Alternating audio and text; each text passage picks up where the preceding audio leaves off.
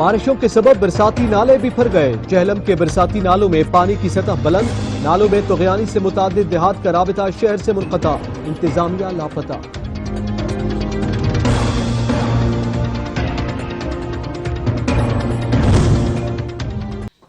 ملک میں جاری بارشیں کہیں رحمت بنی تو کہیں انتظامیہ کی غفلت کے سبب زحمت بن گئی۔ جہلم میں بارشوں کے سبب برساتی نالوں میں طغیانی آ گئی۔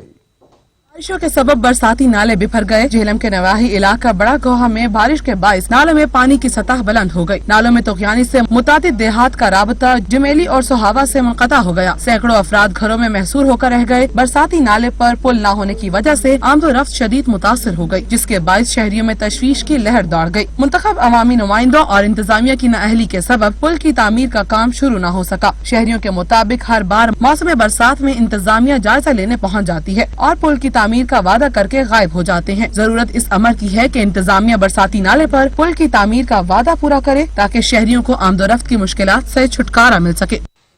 ریجنل نیوز سے فی الوقت اتنا ہی۔ دیکھتے رہیے سچ نیوز۔